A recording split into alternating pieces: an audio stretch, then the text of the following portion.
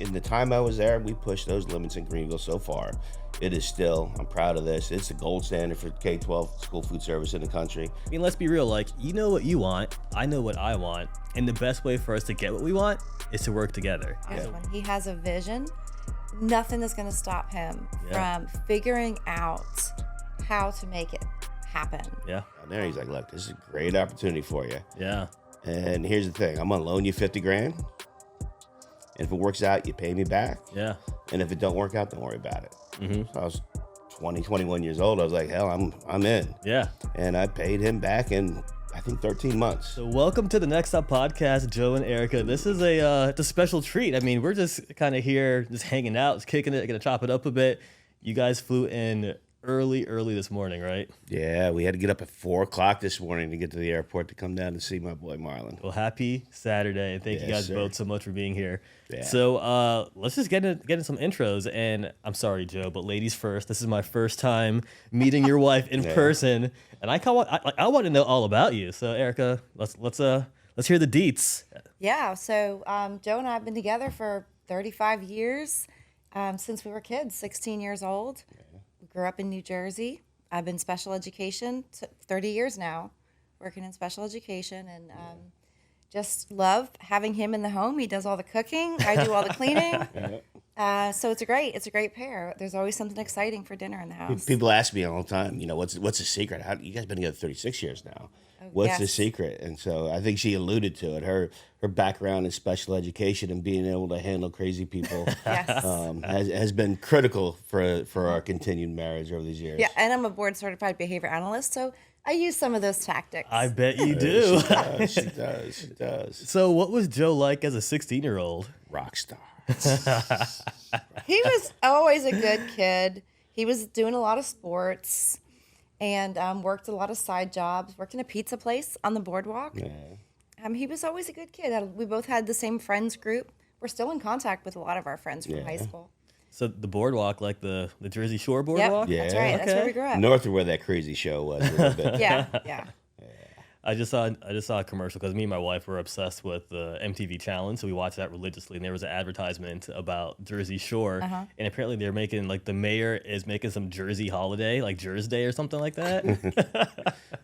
We left there a long time ago, and they do a lot of goofy things up there. Yeah. But it was great growing up there, man. We grew up in a small town where everybody knew everybody, and everybody was kind of sort of related or ancillary related to somebody else. And our grandmothers worked in the same factory together back in the probably 30s. The same factory. Our parents knew each other. It was a small town, good community, and good place to grow up. And then we actually spent 14 years in Florida, Central Florida, here, about an hour south. I spent 15. I went down there first, and she came afterwards. After I finished my undergrad. Yeah. Okay, and you guys are in Inverness area? Inverness. Citrus? Okay. Citrus County, yeah. Okay. Yeah, I opened a 50s diner there, and Erica had a year left of college, and she said, if it works out, then I'll join you. And so, and it worked out.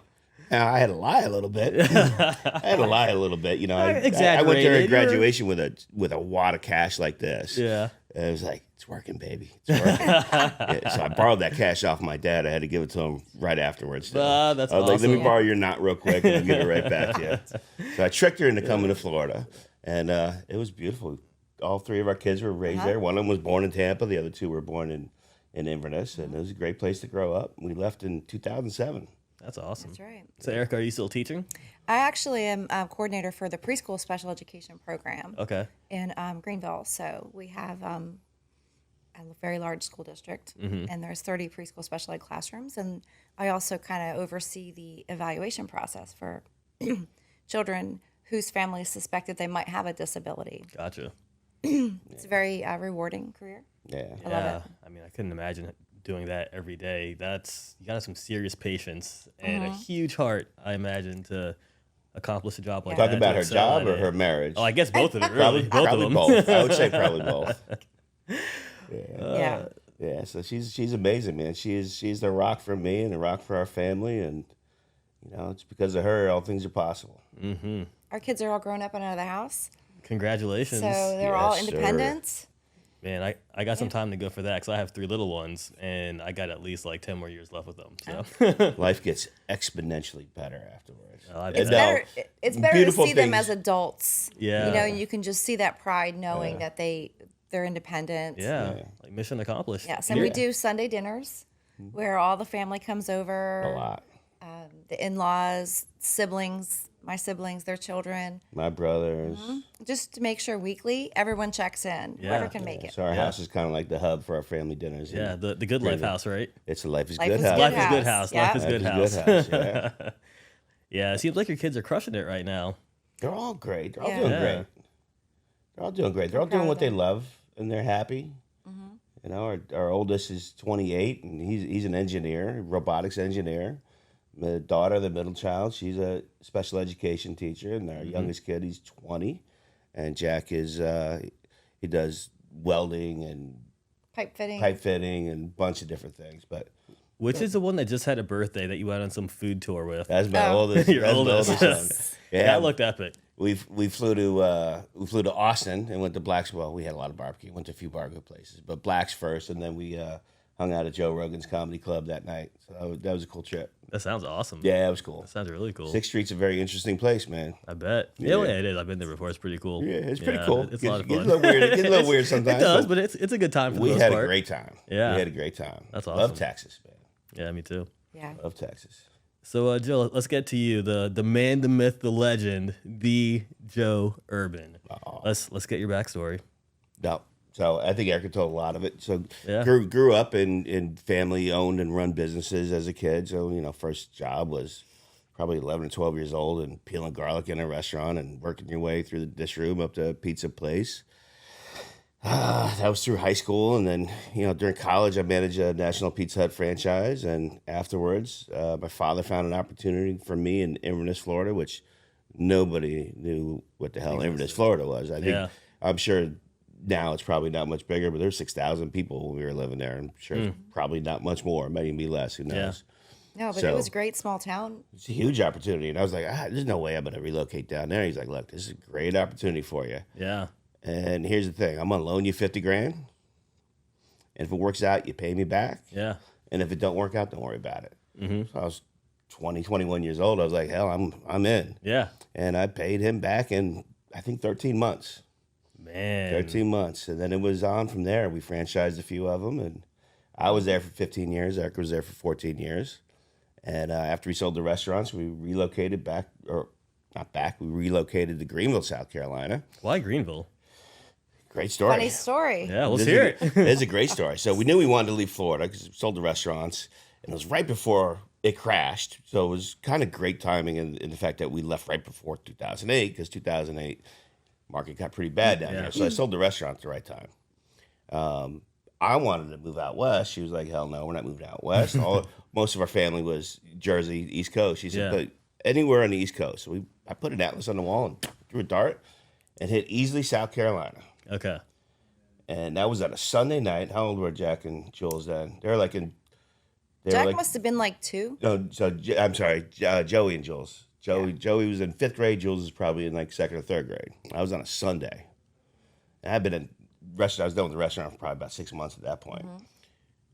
Not good for me not to have anything Were to you do. getting bored? I was going to Oh, ask. You boy, must have been bored. I played 12 rounds of golf a week. And, yeah, it started How getting did Erica expensive. like that? No. She said, you got to go do something. Yeah. So we threw a dart. We hit easily South Carolina. Never heard of easily South Carolina.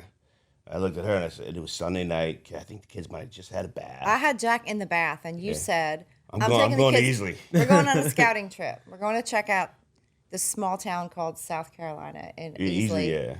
And I was like, okay, check it out. I got to And work so tomorrow, so literally you go Sunday, ahead. Yeah. like 5 o'clock, 6 o'clock, we got in a Suburban and drove up to Easley. Took us a while to get there. Didn't like it. But on the way back, we kind of got lost and ended up going through downtown Greenville at night. And it was like November, so all the Christmas lights were out. And I was like, crap, she's going to love this place. So went back, and she started coming back scouting some more with us. Yeah. And I think he had a year left on your teaching contract. So we had a year before we could really make a move. Yeah, I had to finish out my contract. So, yeah. Yeah, so we scouted for a few months and then found a location, our first house we bought that my oldest son now owns, and we built a house. And we went. Everybody said, "You're nuts. What are you gonna? You don't know anybody. We didn't know nobody. Yeah. We know nobody. Well, No. nuts. What are you gonna do? So when we came there, we're just gonna do it. Yeah. You know? I had a job as an autism coordinator Okay. for Greenville County Schools. And he, yeah. sold the restaurant, Didn't know was what to not do. sure what he Yeah. wanted to do. She actually convinced me to look at this food service program. And I'm like, there's not a chance in hell Yeah. I'm going to go work at school. My experience with school food wasn't great. Yeah. I think she had a different one, but we went to the same school, obviously. I always loved school food Yeah. as a teacher. But they were, social butterflies. A teacher. But, I would even visit in my town in Inverness. I'd visit the kids at lunch sometimes. And I didn't think it was great back then. Mm-hmm. And I just didn't see I was, 35 at that point, I think. 35 Mm-hmm. years old, something like that. I didn't really see myself doing that. But she told me take a leap of faith. Yeah. And the rest is history, man. And it was a great, great journey for 16 and a half years. Well, what was your first thought as a restaurant owner, like the first week in Greenville as a food service director? Was it like culture shock or what? But yeah, the beginning of it was a little culture shock for sure, and all the people that I was looking to say, all right, what can we do? And they're like, well, here's what you could do. There's this little box, and you stay well within that little box, Yeah. and then you're going to be fine. And I haven't done that at any point in my life. Oh, yeah. My first career, Yeah. restaurants, and definitely not in Greenville, and then we'll get into this, but definitely not here neither. And so I said, no, what I have to do, I got to learn how this industry works. Mm-hmm. Well, the rules are crazy. You're going to have a hard time figuring them out, and you got to stay within the rules. So I studied the rules. Yeah. Said, all right, well, there's rules, but you can get way outside of that box. Mm-hmm. And so I just tried to push that limit every single day Yeah. to find out how far we can push that. And in the time I was there, we pushed those limits in Greenville so far. It is still, I'm proud of this. It's the gold standard for K-12 school food service in the country. They're going to continue that legacy. I already know that because there's a great successor in there, and they got a great team. But we changed the perceptions of school food in Greenville. Yeah. And I think we could have even done more. Mm-hmm. I think we could have even done more. Quality of food, types of service, all that. So What was the first thing you enhanced whenever you got there? Was it more training? Was it I recipe think you started development? doing like scratch made. Well, I mean, there was probably 50 things that we did at once, but one of the things that we did early on in Greenville, because it was right around time Healthy Hunger Free Kids Act was coming out. Mm-hmm. We knew changes were coming. Previous director knew they were coming and wanted to start getting us in that direction. Mm-hmm. So one of the first things we did was we partnered with a local community college, That's right. Oh, cool. and we received about $758,000 worth of grant funds. And we put every single person in Greenville County Schools through a week-long culinary boot camp Wow. at the college with their instructors. So half the week, 20 hours was nutrition education, 20 hours was hands-on skill training. Because if we wanted to, move towards more speed scratch and scratch food, we had to provide them with some training to get them there. 'Cause they've been doing a great job. Starting with like cutting vegetables, right? Yeah, the basics, because they hadn't done it. Not to their fault, they were doing a great job with what they were told to do. Yeah. And we had a vision of what this was going to look like, and it was way up here when we were here. And how are we going to get there? The nutrition education was probably more critical, excuse me, than the culinary skills, although that was very critical. Mm-hmm. Because we came in here a bunch of outsiders and said, we're going to do something very different. It's Yeah. going to require a lot more of you than you've ever done. And now these are great men and women, mostly women, who've been doing this work for 20, 25, 35 years, Mm-hmm. feeding babies every damn day. Yeah. And their first thought was, who are you? Who are you guys? What are you thinking? How dare you tell me we're not doing a good job? We're like, no, you've been doing a great job. Yeah. But this is where we got to go. So it was critical for us that 20-hour nutrition education time to really explain to them why we needed to do different things. Yeah. So they would come in on the first day on a Monday, and they were like, most of them, the vast majority of them didn't want to be there. And we would start talking about obesity rates and hypertension and everything that really contributes to kids in there and not being very well as an adult, the things that are plaguing this country and have forever. And then we showed them what that data looked like for the Southeast and specifically for South Carolina. And, South Carolina didn't fare well in obesity rates for kids. So we started showing them the why first.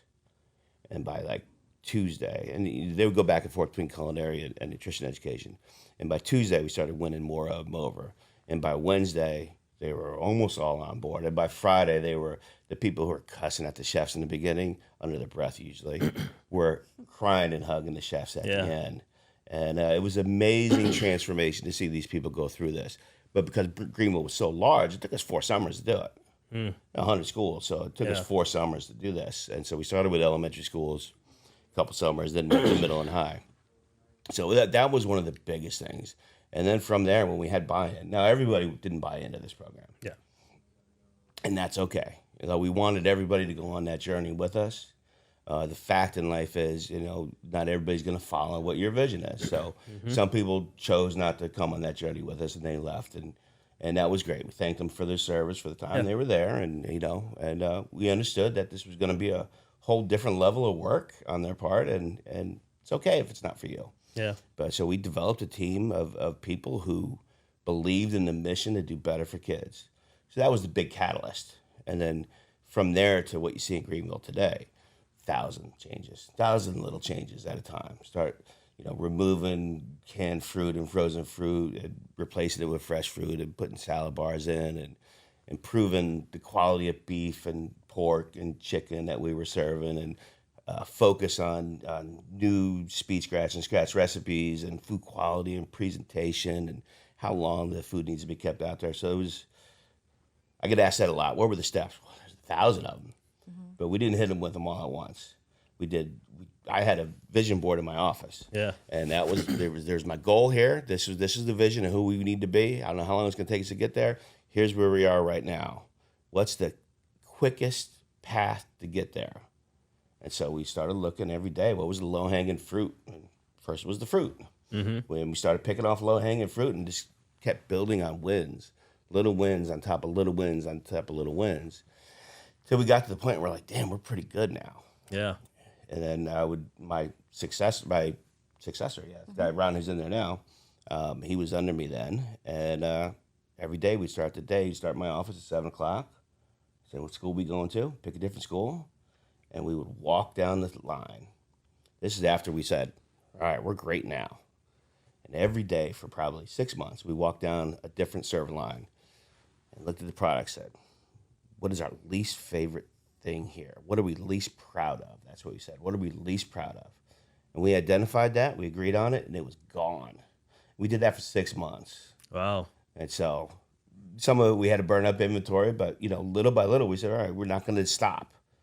What can we do? What's our least favorite thing 4 months later was probably our most proud thing 2 years before. Yeah. So that was just our mindset. Every day you just got to improve. Yeah. So we just did that and did that and did that and did that. Is there one thing, like looking back at your time at Greenville, that you can say you're the most proud of? So many things. The people, the dedication.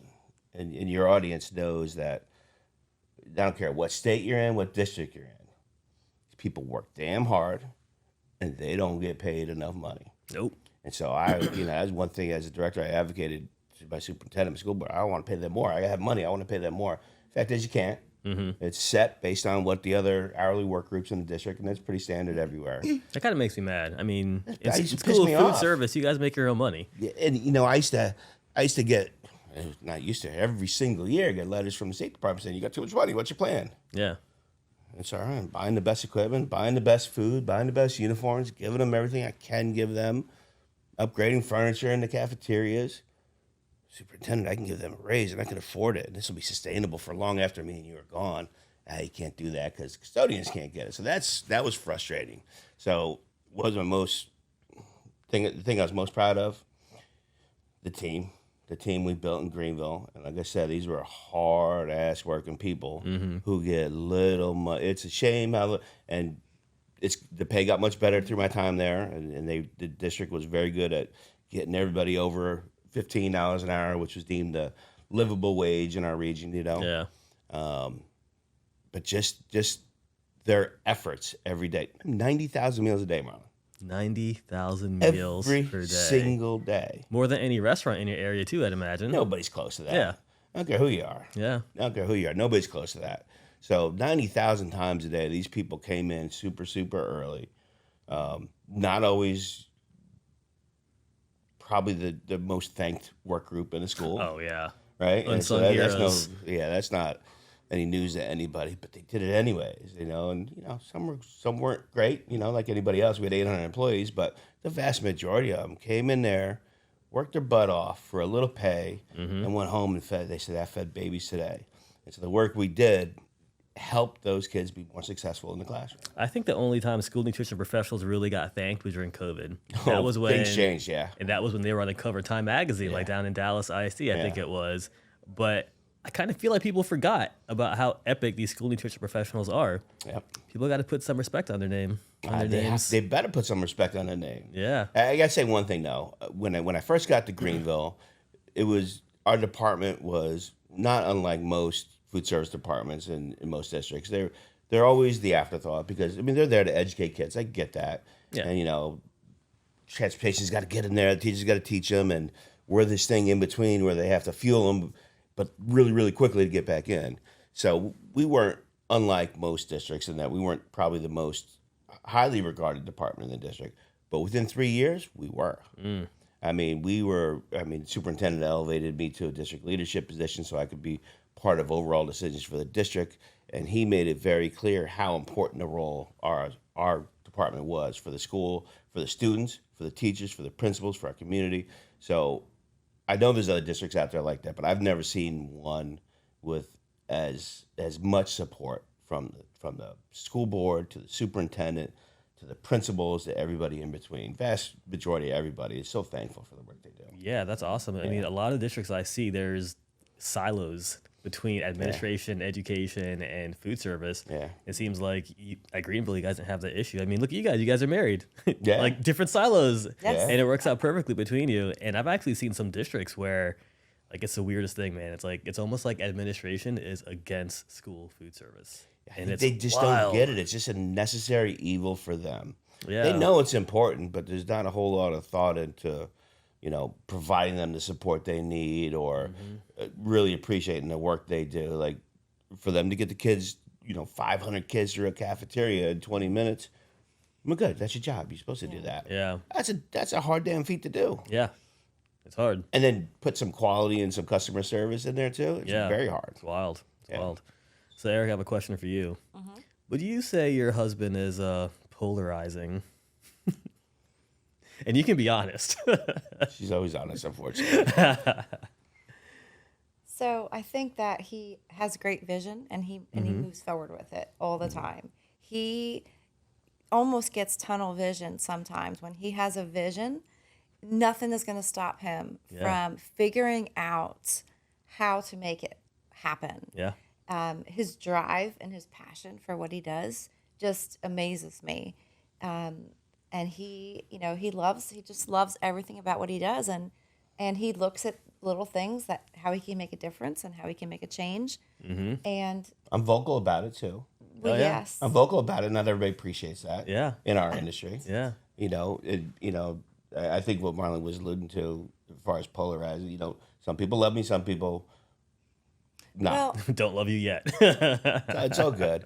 And I don't fault anybody for that. The work I've done in Greenville has been exemplary due to all the support I have from superintendent, school board, and the crazy staff. And I wasn't shy about showing it. No. People get mad. What? You got to stop showing the ribs. That's BS. I'm like, yeah, we are doing it. Yeah, you got to stop showing prime rib grilled cheese sandwiches. No, that's not BS. I'm doing it.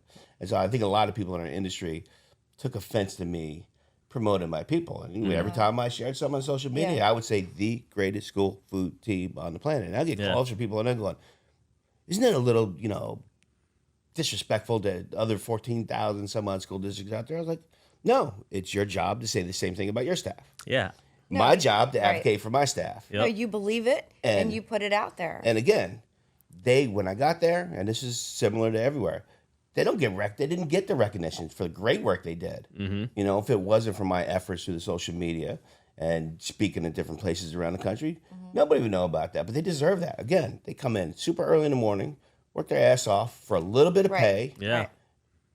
I should be able to highlight them and show the great work they do. And I think other people in our industry didn't appreciate that because they look like, well, he's gloating about him. No, about me. And that's about what them. I mean about when them. you get that tunnel vision, like you're going to move forward. Yep. There might be these obstacles and these people that really are, haters or people that are not happy or just think that maybe it's an arrogant way to boast what you're doing. Yeah. But you just keep pushing my forward. way to show thanks. I want everybody to know what they did. That's all that ever was. all about the team. Now it turned into something magical and bigger than that. So it started out as a way to highlight to our community the great work that's being done by the staff. Yeah. And I would show kids and food and staff. So all right, parents, this is around that crazy political time. Not that it's not political now, but back in the Healthy Hunger Free Kids Act time, where 50% of the country was like, current first lady's ruining our kids' future. And 50% are like, this is the greatest thing ever. Well, the fact is, this team here is doing great work. Yeah. And I want you to know about it. Yeah. And over the course of time, it turned out into a beautiful thing because it helped me forge friendships with people all over this country. Where they would reach out, the ones that didn't think it was disrespectful, and say, you're doing great work. Yeah. Your people are doing great work. How can I learn what you're doing? I was like, come visit us. Yeah. That's how I met you. I was going to get into that. So that's why I asked that question. Okay, that's how I met you. Yeah. So have you heard how Joe and I don't met? think Erica knows this I story. don't know. Yeah. No, I haven't heard. Yeah. All right. So I was working on the more industry side now, I was doing software sales for a company. I was with MealViewer, who's also owned by Heartland School Solutions. But just like Joe, I hate being put in a box, and I thought there's more for me outside the box. And I like to bend the rules a lot, right? So I started exploring the idea of me being a consultant. And when I first had the idea, I was doing more like IT. Well, I couldn't do IT consulting then until I left, but I was doing more social media consulting, professional development. I was placing speakers in, opportunities to be keynotes or do breakout sessions, those sorts of things, because although I would be asked to do those type of sessions, I never really wanted to pretend to be something I'm not. I'm not an expert in anything. I would not do a cooking segment or anything like that, but I know people that would, right? So that's what I was doing. And then I was launching my social media platform at the time. And I kept hearing about this guy named Joe Urban. And I'm like, who is Joe Urban? How come I have a few people that love this guy, and then there's another group that just almost despises what he's doing? And some of them were actually close friends of mine. I was like, all right, you guys are my people, but I'm not going to take your opinion. I'm not going to formulate my opinion on somebody I don't know until I go and I meet him. So I sent Joe an email, and just out of the blue, he has no idea who I am, right? I'm like, hey, my name is Marlon Gordon. I'm starting this company called NxtGen Innovators. I just want to come and meet you and see how you're running your program, kind of highlight and promote it, write a story and do a post on social media, right? Because I wasn't doing anything epic back then. And he responds back. I think he responded back within an hour or so. It had to be. I always respond. Yeah. Immediately. And he was like, oh, that sounds great, but why? He asked me for my why. And as he should, because he doesn't want someone coming there wasting his time, right? So I told him, I'm like, I just want to learn and I just want to, highlight your program. So he was like, yeah, sure, come on down. So I go to Greenville, and so super welcoming, him and his team that were there. And it only took me about 5 minutes to realize that everything everybody was saying about Joe, all the negative things, were incorrect. They thought everything I did was fake. Yeah. It was stage stuff. Yeah. But it wasn't even just that. It was people looking at your confidence and how proud you were of your team as arrogance. And when I saw you interact with your team, and more importantly, how they interacted with Joe, I was like, this guy is the real deal. And I spent maybe 2 hours there. I had some lunch, maybe 3 hours. It was quite a bit. Yeah, I was there for a bit, and a lot of the lessons that you taught me are things that I implement today with NxtGen Network, small steps in the right direction. Yeah. Right?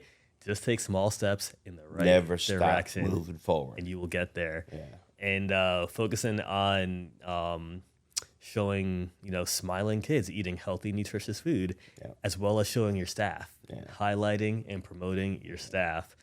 And like since then, I was like, man, I gotta follow this guy around. Like he's legit. How long ago was that? Oh man, so it had to have been at least 5 years ago. At least 5 or 6 years ago. Yeah, because the company NxtGen's only 4 years old now, so it was about 5 years ago that happened. Yeah.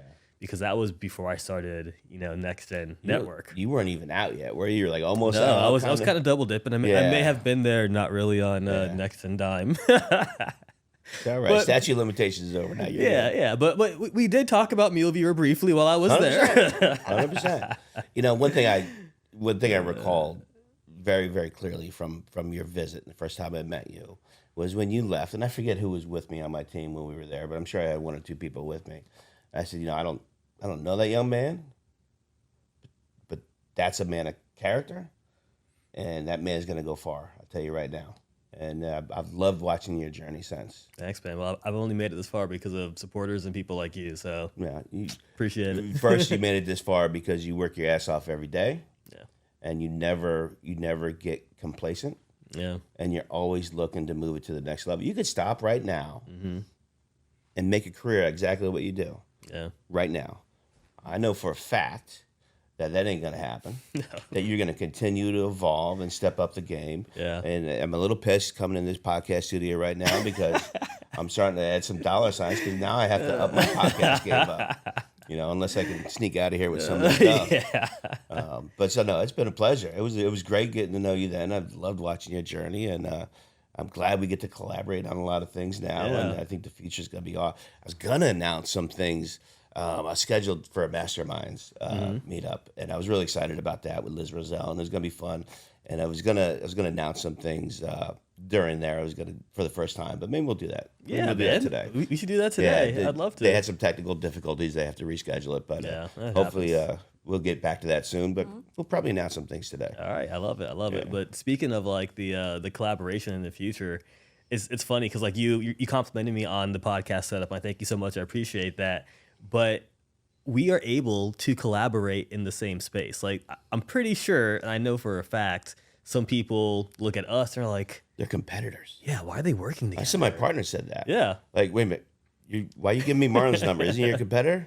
Like, no, we're in the same space. Yeah. There's enough space for everybody here. Yeah, there is. There's enough space for everybody. And one thing I know this is true about you, but one thing you should know about me also is I surround myself with rock stars. Dude. Yep. Yeah. I've done it all my life. I built my restaurants by surrounding myself with rock stars, hiring chefs that were better chefs than me. Yep. Hiring managers that were probably smarter than me. Yeah. Some of them weren't, but most, I intended for them to be smarter than me. Yeah. And I spent my career. You build a team and you build success by making sure that you surround yourself. If you're the smartest person in the room, you're in the wrong room. Yeah. And you know what? That's something that I'm learning now, as I like to call myself a young leader because I'm still new at this.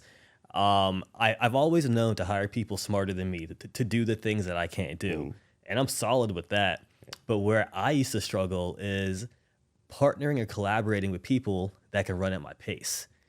And there ain't many people that can do that. There's not, but you can. And that's why this is so much fun. And all these ideas that we have, like I cannot wait to execute on them because we run at the same pace. Like we hustle all day, we grind, and we know the sky's the limit. And then we can go further. Yeah. So when I had those conversations with my partners and even some friends, there's a big space. Yeah. We do very similar but slightly different things. And you know what?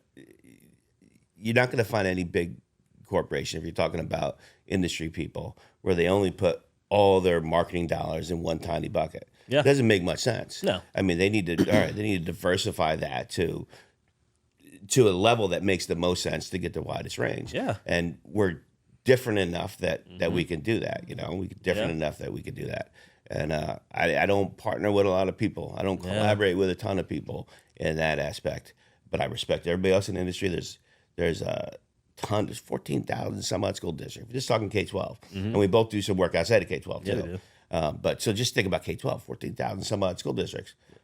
You know how many Marlins it can handle at your pace? A ton. So it's okay. Yeah. So, when I'm not mad at other chefs who are doing recipe development for schools. I applaud them. That looks great. Yeah. Good job.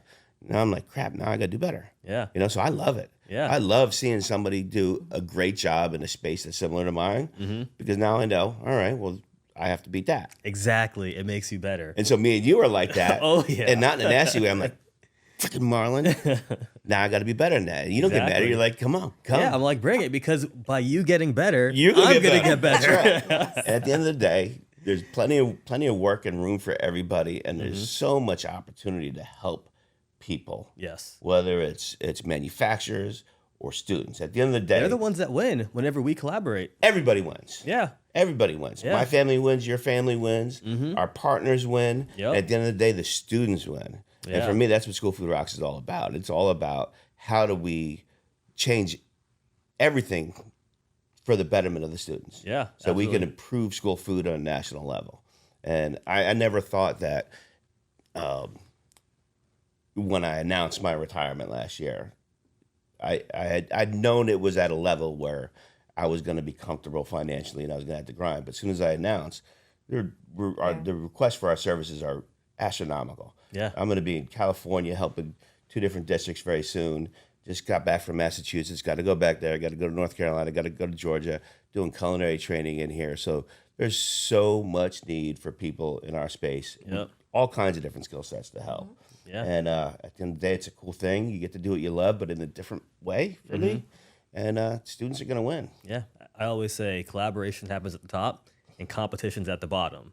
Now, hey, I love to collaborate, but don't get me wrong, I will compete too, but I'd much rather collaborate with you. Because, let's be real, like, you know what you want, I know what I want, and the best way for us to get what we want is to work together. Yeah. So we can serve more people Yep. if we work together, which is what we both want. Yep. So why wouldn't we?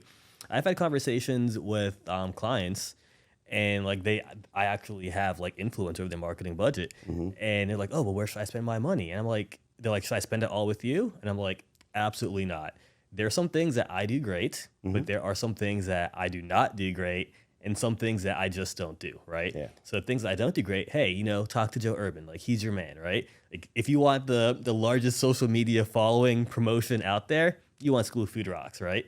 If you're all about like conferences, go talk to SNA. They do great conferences, right? There's money to spread everywhere. And I feel like a lot of the people in our position that are greedy, they may be okay for a little bit, but ultimately they're going to fail because they're not putting their partners or their clients first. Right. It's all about them, and that's the wrong way to look at That's it. right. That's Yeah. right. And that's a tricky thing to learn when you get into the side of the business. At the end of the day, you think you're working for yourself. Well, you are. You're your own boss. Yeah. You're working for the client. Oh, yeah. And guess I have what? a bunch of bosses. You got way more bosses now than I had Yeah. 32 days ago. Yeah.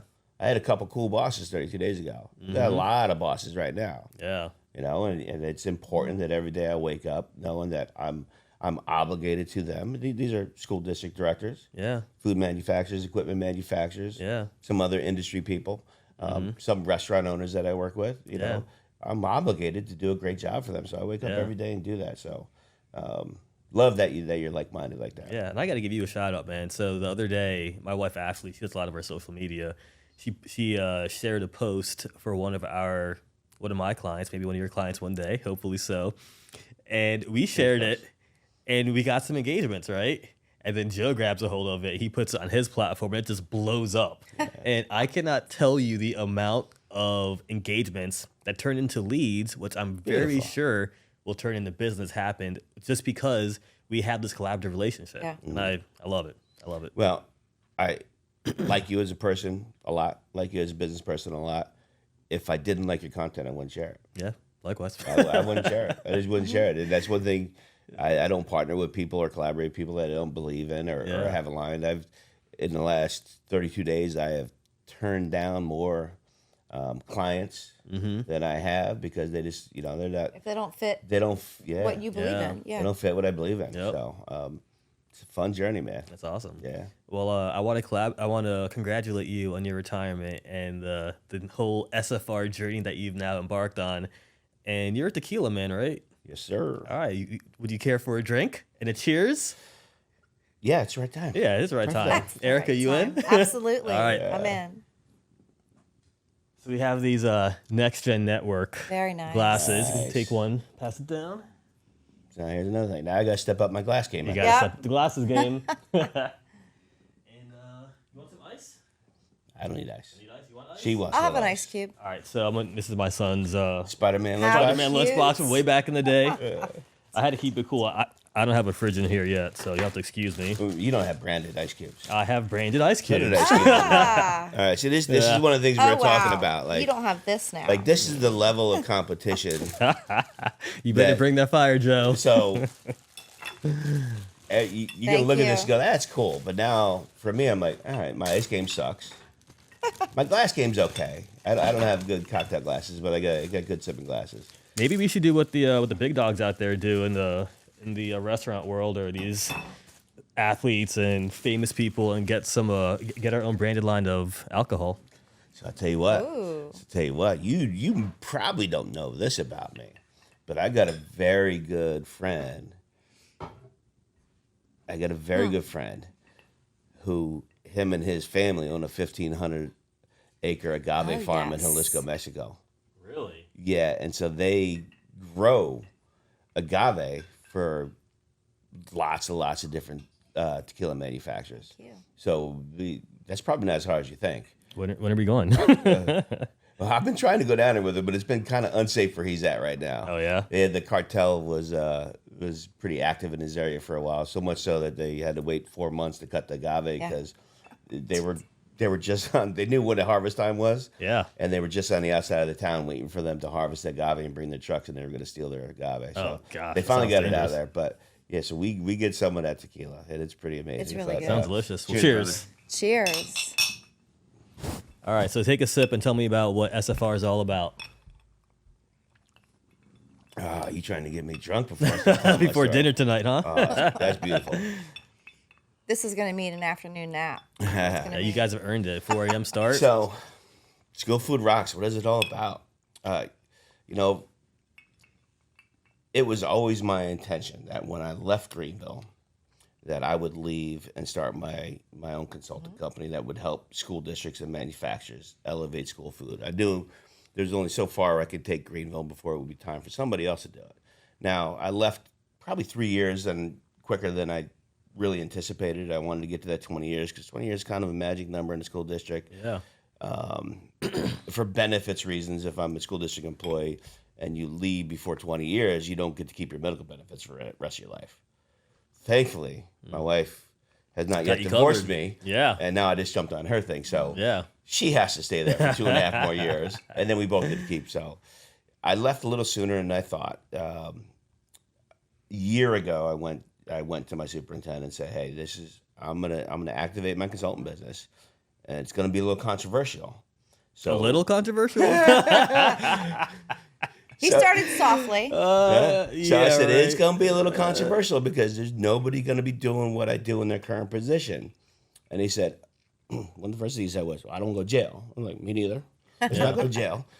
So we spent about 3 months, our lawyers, district lawyers, communicating with State Department and USDA, CERO, and just trying to understand, much like I did in Greenville when I was a director. Here's the boundary. Here's the line you can't cross. Right. If I wanted to serve the best of everything, I tried to push this close to that line as I could without violating any rules. 17 years there, 16 and a half years, we never had a finding on a USDA audit for all those things I did there. So much like Can you that, say that one more time, please? Because people need to hear this. my entire time as director in Greenville County Schools never had an audit finding on a administrative review. Not once. And let me tell you, this is when so many different sizes of districts in the country. Some of them, when they get their every 3 or 5 year audit, depending on if they're on some kind of waiver, there'd be 1 or 2 people from the State Department coming in. But because we were so large, we're the largest in South Carolina, there would be 5 to 6 state They'd employee send a people team. there and 5 to 6 USDA people there. Never once had an audit finding. And it's not like they didn't know what I was doing because I was pushing. So never had an audit finding. So I built my career in the restaurants and in schools by like, how far can you push it without, breaking any rules? Now, what I wanted to do in this consultant, I really needed it to be a proof of concept. I was like, all right, I'm going to be leaving. I told the superintendent, I'm probably going to leave in 3 years. But I'm going to be doing both. And so he said, all right, well, you're going to have my blessing, but we need to figure out the rules. And so it took about 3 months. And we're talking about lawyers, CFOs, superintendents, school board members, state directors, those kind of things. Those people all were aware of what was happening. And there was a clear line I couldn't cross. As I approached the superintendent and we said, I'm going to activate. I'm going to leave in a year. Maybe I'm going to leave sooner than I thought. But I'm going to activate this consultant business. It's going to be a little controversial. I want to make sure that I don't put you guys in any kind of position that's going to bring any bad light to the district. Well, obviously, I don't want to ruin the incredible legacy I built in Greenville during my time by doing anything unethical. So there's about 3 months there where lawyers on both sides and school board members and superintendents and CFOs, just went back and forth, clearly identifying what I could do and what I couldn't do, and who I could work with and who I couldn't work with. Real quick, I have to say that's a whole different type of tenacity right there, because most people that are attempting to do things the right way would probably give up at that point, because who wants to deal with attorneys and school board members and superintendents and all that to make sure everything is perfect? Let me tell you why. My wife will attest to this. Greenville was so good to me. I mean, so good to me. I had a vision, and they gave me 3 rules when I was director. This not when I announced. Don't break the law. Follow regulations, both local, state, and federal. Push it as far as you can push it, but make us money, because we weren't making money. If you can do those 3 things, well, one of them was, somewhere in one of those 3 was, don't get on the news for anything bad. Yeah. All right. So really, basically one rule, do a good job. Yeah. Do a good job. Don't break any rules. Make us some money. Do a good job. Yeah. And so I felt such an obligation to Greenville. So I'm so thankful for the opportunity they gave me and the freedom they gave me. They just said, go.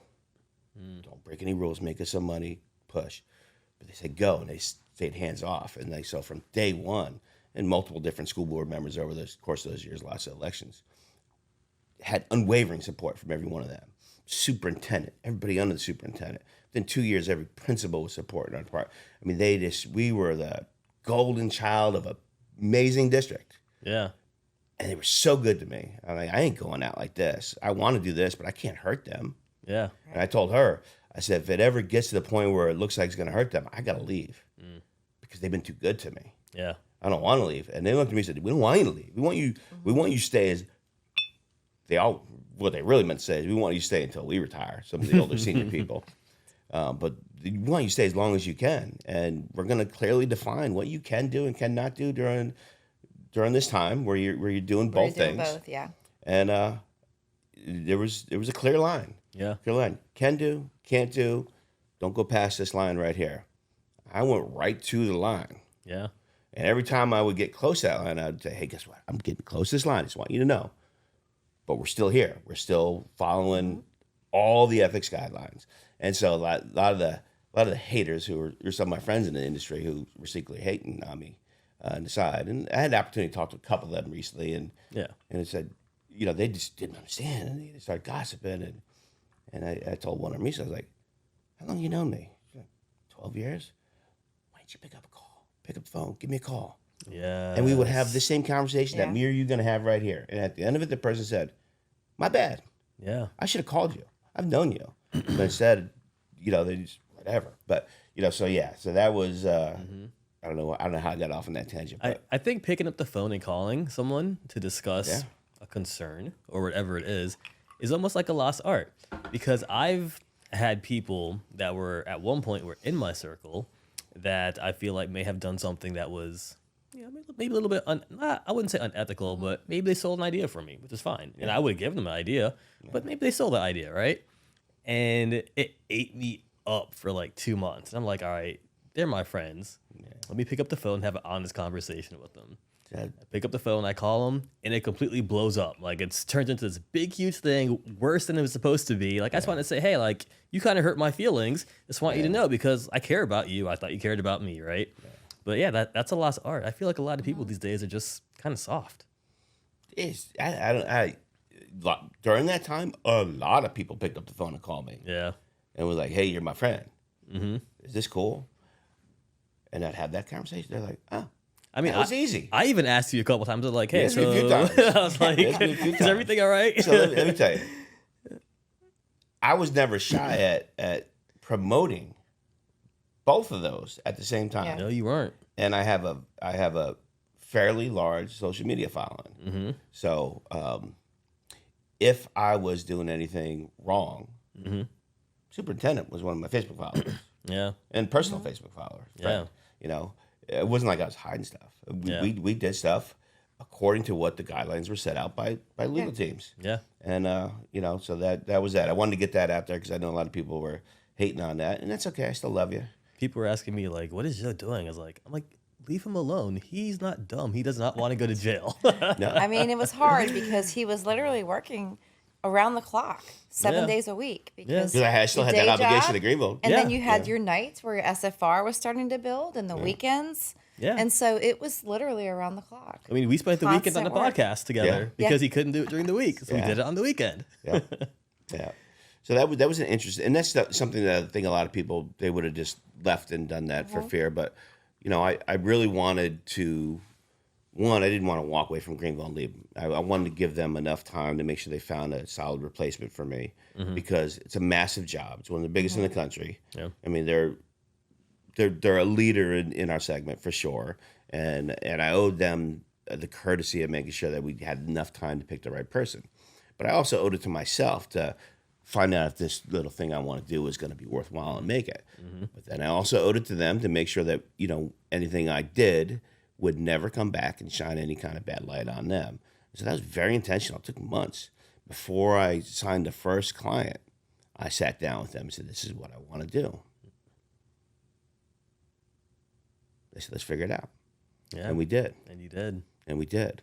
And so when I launched, like right around this time last year, so we're probably at the 1 year Yeah. of officially being consulting for money at this point. Within 2 months, I was like, that 3-year plan I had, It's toast. it's toast. That's when I started having conversations with them, like, "Hey guys, Yeah. this is going to be sooner than I thought." Yeah. But still, I gave the longest notice of anybody I've ever known, to make sure that they had the right time. Yeah. And it's been good. So what is School Food Rocks? That started. So I started the School Food Rocks brand in 2012, I think it was, as a way to promote the amazing work being done by our school food service staff, so our community would know. And it turned into this best practice platform where I would share with other districts around the country. Like you called and visited me, right, out of the blue. A lot of the people I've met in this industry, I've met the same way. They would call me, "Joe, what are you doing with this concept or that concept? Can I have a recipe?" Of course you can. Boy, it'd be cool if I can ever come see it. So over the course of got to take COVID years out of there. There's probably 10 years there where we were hosting 15 to 20 different district visits a year. And that's another thing. That's 150 districts Yeah. that I'm guessing. I think we hosted 150 districts for 1, 2, 3, or 4 day Yeah. visits in my district. Didn't charge them anything, obviously. But it was Yeah. like, "Hey, come learn." And when they left, we're like, "Crap, we learned some stuff from them too," and it was awesome. Yeah. But you know, they were just so thankful. So And real quick, that's another thing that made me a Joe Urban believer or follower, right, or a fan, because you were so willing not just to let me in, but to let other districts in. I'm like, how could this guy be fake and be breaking rules and all that if he's bringing in other districts and there's lateral mentorship happening? Like he's teaching them, they're teaching him, vice versa. If he was not the guy he says he is, I'm pretty sure he'd be there hiding wouldn't from have been a people. damn person there. Right. Yeah. He wouldn't say, And then- "Come see." And let me come tell check you it out. another thing. Right. If we weren't doing the work, I don't want to say me, if we weren't doing the work that we were promoting, my superintendent would have threw my ass out of there a long time ago. School board would have called me out for being a fraud. You couldn't promote the work you're doing like that at Yeah. a level that we were promoting it and not be called out by your own people. Oh yeah. Right. My own community would have threw us it under the would've put you on bus. blast. Yeah. Yeah, our own community would have done it. So Yeah, and one thing you did teach me too while I was there, I keep going back to it because it was just like a important moment in my life. You taught me that, yes, we're Greenville and we're doing all these amazing things, but we're doing it to scale, right? And I know a lot of other districts probably can't do everything that we're doing, but they can always do more. And I always want to be there to help them do more, to teach them to do more, which is, I'm guessing, why you have School of Food Rocks now. I love that so much. So I built that brand back then, and for those 10 years did that. And I knew that there was something for me here afterwards. So that was always my intent. So now we are a comprehensive consulting company. And, you know, I don't have a 2-minute elevator speech about what we do, but from the time a shovel goes into the ground for a new construction to the time a kid gets their food, we have services, everything in between there. We are helping districts. We're getting ready to help a district out in Southern California right now design a new commissary kitchen. That's awesome. You know, I have experience in building restaurants and kitchens. I designed the last 8 or 9 kitchens in Greenville, so I have a design background. I have some architects on my team, and so they're calling us for that. We do culinary training and professional standards training, and I got to go to Oakley Unified School District here in not that long, just a few weeks, to go out there to help them with some equipment. They need some equipment facilitation work done. So understanding the condition of their equipment and developing plans for them to replace it. So I mentioned before, I like to surround myself with people who are smarter than me and who are experts on different things that I'm not.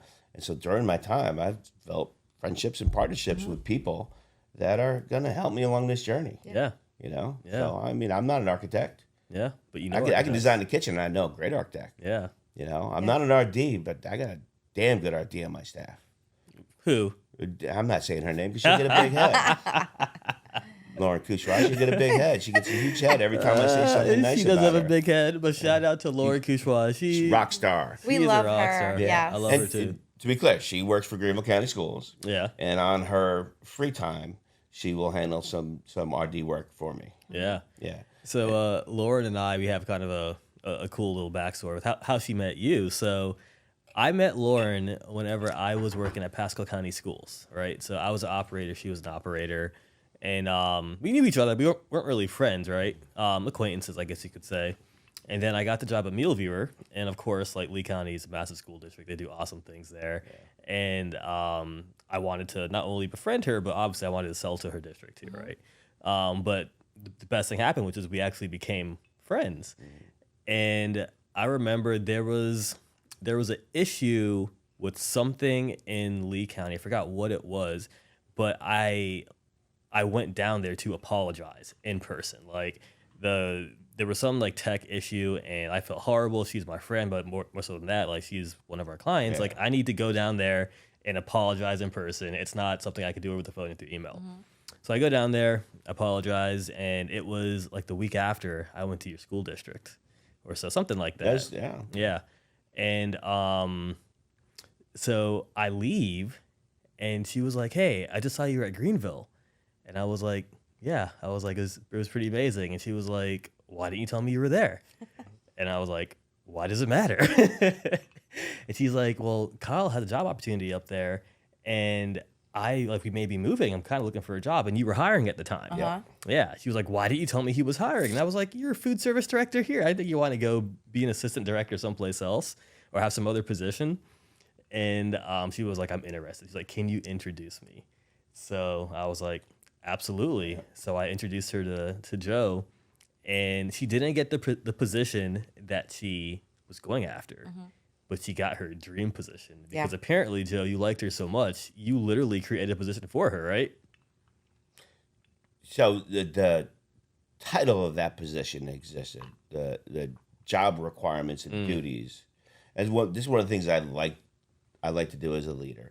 You know, in the school district, sometimes you're stuck with, you know, coordinator personnel, coordinator operations, supervisor, whatever. But I think I pride myself on learning who people are and what their skill sets are. Yeah. And okay, so she got hired in a culinary specialist position, but she's a farm to school expert. She's a great RD, and I can go on and on and on, but she's going to play it on loop for me. Voicemails, and I don't want to give her a big head, but she was just amazing. So her interview, I didn't know she had somebody drive her there. might have been her sister. I'm not sure who drove her there. Yeah. But she said, all right, I'll be back in 30 minutes. And it was over 3 hours. Yeah. And so she didn't get the position she applied for. She got the next one, and turns out it was the right fit for her. And she's a rock star. She is so smart. It's almost like if she wasn't such a nice person, most of the time, it would she'd be considered scary smart. Yeah, she's intimidating. If she's scary smart. Yeah, she's scary smart. She's scary smart. Yeah, but she's also genuine. Mm-hmm. Oh, she's kind, real and kind. Yeah, and when her time with me, I think it had to be a little over 3 years. Time goes by so fast. But for me, she balanced me. Yeah. Because I can go like, yep. I go. Yeah. I go. And, if you don't have, as a leader, if you don't have somebody in your corner who says, yeah, you're going in the right direction, keep going, but who's got the balls enough to say, hey, dude, come here, slow down. Yeah. Or you just made the wrong turn. Yeah. And that's a lot of people in her position in a high-profile director would be scared to do that. And I told her when I hired her, I was like, I need you to be I don't want another yes person. Yeah. Yep. If I go screwy, you need to say, dude, you're going, don't do it in front of everybody. Yeah. Pull me aside and say you're going screwy, because if not, I'm going to go. Yeah. I'm going to go. And if everybody's there behind me going, yeah, you're doing a great job, let's keep going. But in the back of their mind, they go, crap, that's the wrong way. Yeah. I need people in those positions. I need them with SFR now, and I need it in Greenville. And she was that person for me. So she brought balance to me in that job. I like to use the analogy so my name is Marlon, so I could be like a fish, right? But I need somebody to reel me in sometimes, because I will take that line and I will run. But I don't want to go too far, so I need someone to keep me in check. Otherwise, you get so far out there, you don't know where you are. Right? Exactly. Yeah, so it's important to have those people around you. Yeah, like you said, I do not need any yes people on my internal team. Yeah, and that's something a lot of leaders have to learn to understand. You need those people behind you. Yeah. If you think you're always right, and like, I made a million mistakes throughout every aspect of my career, but luckily they weren't drastic enough where they were detrimental to anything I was working on. But I mean, there's no movement without friction. You're not going to innovate without failing sometimes. That's just the way it is. Yeah. And if you want to know where the limit is, and I don't care what you do for a living, you want to know where the limit is, how far you can push it, you have to try things, and you're going to fail. Yeah. And then when you fail, you got to say, all right, bye. And that's gone. You forget about that crap. Yeah. If you're not failing, you're not trying. That's right. And if you're not trying, you're not learning. That's right. Yeah. All right, so back to School of Food Rocks. You guys do architecture. You do like everything from like menu beginning and to recipe end. development. We have a contract for a district in South Carolina to do the write their cycle menus and do the nutritional analysis. We got a contract to do week-long culinary training with some districts. Got a contract to do some equipment work out there in California. Got another district in California who wants me to go do some architectural work, some design work for a new facility. They want me to do the menus, so all those things, and so that'll be a 5-year commitment, and most definitely going to require some new School Food Rock staff members. That is huge. So yeah, there's a lot of great things, and then I work with manufacturers too, both on the equipment side and the food side. I have contracts where I help develop new products for food manufacturers. Yeah. I write recipes for their existing products, test products for them, lots of different things, and so And your podcasts. And the podcast, yeah. Well, I don't even want to talk about the podcast. So talk about the podcast. I don't even have a podcast now. I thought I had a podcast, but now I don't. But no, that was one of the things that was hard for me to do while I was still in Greenville, because it requires a lot of time. And so I was doing my job as a director in Greenville, plus doing my contract work that wasn't in any conflict with anybody. Yeah. And so the podcast thing, I was on fire with them for a while, but once I activated that business, it was getting harder and harder to do them and separate time. So now that I don't have to, I'm going to step up that podcast game again. I'm hoping to see some episodes coming up pretty soon. Yeah, I think you will. We're excited about the new facility that's coming up and being able to talk do them about on site. that. Yeah, so we are opening up a state-of-the-art headquarters in downtown Greenville, South Carolina. It's on every top 10 list in America for the past 8 years, downtown Greenville. It's going to be a 2,000 square foot innovation and training kitchen, fully equipped with state-of-the-art equipment. Right, we're in the renovation stages now, so there's a lot of work being done right now as we speak. Be a big dining room in there to support the kitchen, and a 25-seat conference center. And we're going to bring directors and school staff in there to do 1, 2, 3, 4, and 5 day trainings for their staff to help them on whatever they need to work on, whether it's basic culinary skills or elevated speed scratch recipes or scratch recipes, whatever it may be. We're going to help them with that. Also, we're going to use it as our ideation kitchen, where we're going to be, again, creating products for our own brand, but also for other manufacturers, and also helping manufacturers find creative ways to use their existing products. Yeah. So we're going to share those recipes with schools. You sent me some pictures of some of these recipes. Yeah. And they look amazing. I get to taste them. Yeah, you're one lucky They're woman. incredible. Yeah. I kind of wish we weren't going out to this restaurant tonight. We were just eating at your place because those recipes look good. I hope we'll be open in 6 Early May, right? You thinking? I think early May will be open. May 1st is my target goal. So Yeah. we'll see. There's still a lot of construction work needs to happen. We're renovating the space. A lot of work's been done already, but need new floors, need new walls, need all those things, because much like this beautiful podcast studio, I had no doubt. This is my first time in this studio, and I had no doubt when I walked in. I was like, it's going to be freaking amazing. I already know it is, because everything you do. And so when you come into my facility, it's going to be amazing. Yeah. From top to bottom, front to back, it's going to be beautiful. Yep. And so I say May 1st. If it takes till June 1st, I don't care. It needs to be right. Right. That's the most important thing. And then it's going to be a resource for school districts and manufacturers to come in, so we can all collaboratively do great things that are going to benefit kids. Yeah. We're going to be hosting some private dinners there. I was about to ask about Yes. that. Yeah, I didn't know if you saw that, but Yeah, I saw that. we're going to be hosting some private dinners because, a week-long trainings for schools, it's not cheap. Yeah. They're going to bring a bunch of staff into a place, or one of these districts, I'm going to them. And it's not cheap. I mean, it's a lot of people you're training, and you got to bring in a lot of support people. Yeah. So And some districts don't have the funds. they don't have. Yeah. Some of them don't have the funds. They don't have the grant money to get it. So we're going to be hosting some private dinners, and there are going to be some special guest chefs there working with me. Oh, I love Some it. of the best chefs in Greenville. We already got Yeah. a couple Michelin star chefs that they would be willing to do it if it fit in their schedule. So I'm like, well, you just tell me what your schedule it is. Yeah, We'll we'll make make it it fit. work. We'll make this work. I'm not gonna tell you what the date is. You tell me You what the tell date me. is. Yeah. And so we're gonna use all the revenue generated from those private dinners to give back to a school district for, depending on how much money we make in that day, Yeah. to give For them back to come- free training. Yeah. That is wild. Yeah, we'll bring them into our facility and it won't cost them a dime. Yeah, that is such an awesome idea. And it's just funny because I feel like you're like me, where you just don't live within the boundaries of this world, or like the restrictions. Like someone might have an idea like that or a similar idea, and they would be afraid to attack it or to go make it happen. So here's what I think about that. If I fail, who cares? Exactly. If it sucks and it don't work, who cares? Yeah, no big deal. I'll either Try something else. I'll either try to like make it better, or I move on to the next thing. Mm-hmm. But at the heart of this is we're going to help a school district. Yeah. I want to give back to school. Not a school district. I want to do this 10 to 12 times a year.